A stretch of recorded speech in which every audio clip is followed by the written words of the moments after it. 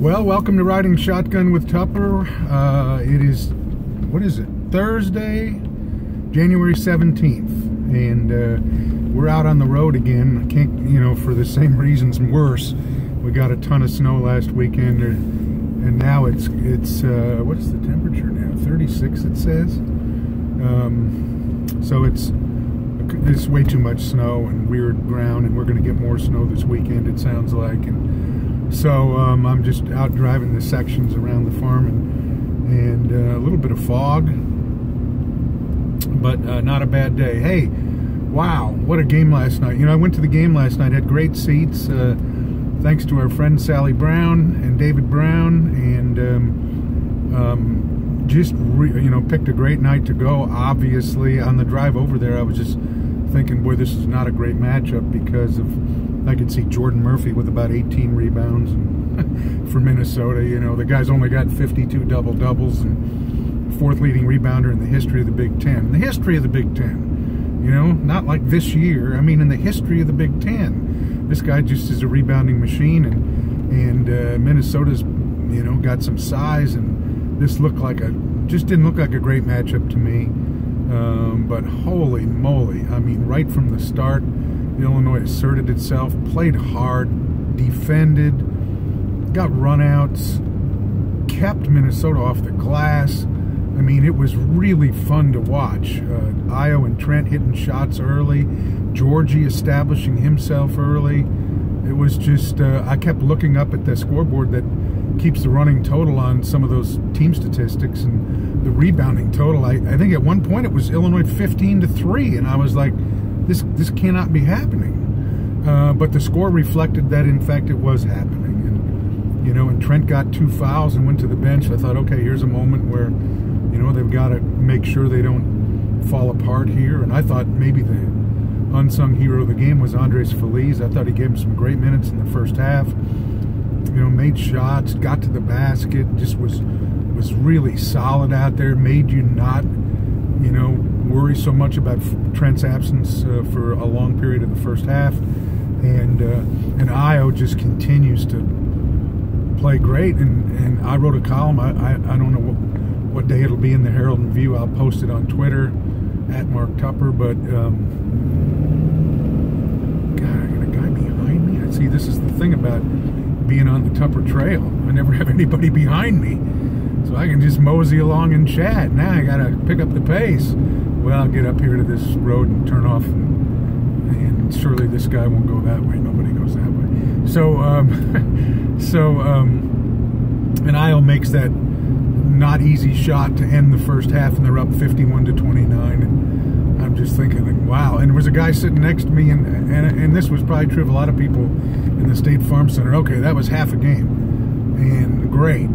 But now what happens in the second half? I mean, a lot of these fans have sat through second half collapses and seen crazy things happen, and know that Illinois hasn't won in the Big Ten and all that stuff. And they came out in the second half, and just Trent got back on the floor, and he made shots, Georgie made shots, Io made shots, and Illinois ended up winning whatever it was, 95-68, is that what it was? Something like that. Jordan Murphy ended up with 3 rebounds. That's still astonishing to me. Georgie with 20 points and 8 rebounds. He was really good on the offensive end, and just and getting after it on the glass. I think 6 offensive rebounds. That's a great number against that team. Illinois shot the ball well. Io with 23. Io is just every night out. He's a candidate to be the best player on the floor, and not just with his scoring, but he's defending, and he's rebounding, and he's passing, and he's just leading, and just playing such a great all-around game. It's just a pleasure to watch him, and I thought Trent was good last night, and we mentioned Georgie and Andres Feliz, but also last night Brad made the decision to start DeMonte Williams instead of AJ, and AJ's had some struggles lately. Maybe it was just a little relief for him. He got out there and hit 3 threes, and nice shots that just extended the lead, or maybe at a time when Minnesota was trying to get a little something going and just would have nothing to do with that. And I just thought, wow, it was their best performance of the year. They were terrific. And you know what else I liked? I liked the fact that Brad not only got the 3 freshmen in the game, I'm talking about Tevian Jones and Alan Griffin and Samba Kane, but got him in the game early when it mattered. I think it was a minute and a half into the game when Tevian went in. He got into picked up a couple quick fouls, got a little excited, but got him back in there. And they all ended up making plays they can feel good about and take to practice now. Samba's turnaround jump shot, really good. Tevian with a 3 out of the corner and a nice baseline drive and rebounds. And Alan Griffin, you know, I mean, he's starting to look more and more comfortable out there all the time. It's just really good stuff from those guys, and just a great overall performance on a night when it really all came together. And the team and the fans could see, oh, yeah, okay, this is what it's supposed to look like. And we've seen glimpses, but to play wire to wire and be in charge of the game the way they were was quite amazing against a team that was 13-3 coming in last night. Now, can they do it again? Can they do it on the road? Can they do it at Iowa on Sunday at noon? That's another matter. You know, I was having this conversation with Millikan women's coach Olivia Lett on our radio show recently. They had played their best game of the year, and they were getting ready to host Illinois Wesleyan, where she had played and coached and helped them win a national championship in 2012. And I was just saying to Olivia, you know, it's kind of my experience that you don't, just because you've done this once, that you don't automatically do it the second time. In fact, more often than not, you probably take a step back, particularly if the first one happened at home and now the next one you go on the road. And in this case, playing an Iowa team that's nationally ranked, 15-3, coming off 2 straight road wins. This is a team that hasn't played well on the road, and now they're kind of getting that part of it figured out. And they won last night at Penn State without Tyler Cook, who sat with an ankle sprain. That'll be an interesting situation on Sunday. Is he well enough to come back and play? He has hurt Illinois. Bohannon has hurt Illinois. Luka Garza has hurt Illinois. Luka Garza and Bohannon were both very good last night. So, I mean, it's a tall order to turn around and be able to replicate that performance at Iowa Sunday. But I think it's helpful to all those guys to see what it's like, to feel what it's like, to walk off that State Farm Center floor last night smiling and happy. And, you know, I can only imagine what that locker room was like. I bet it was great. And great for the fans to walk out of there feeling that way too. You know, they've had enough disappointment and so forth. It helps for everybody to get rewarded, right? I'm sure Brad slept well last night, and probably with a smile on his face, as he was probably already went home and watched. I don't know, either watched tape of that game or he watched tape of Iowa. And knowing Brad, how hard he works at it, he might have done both. So,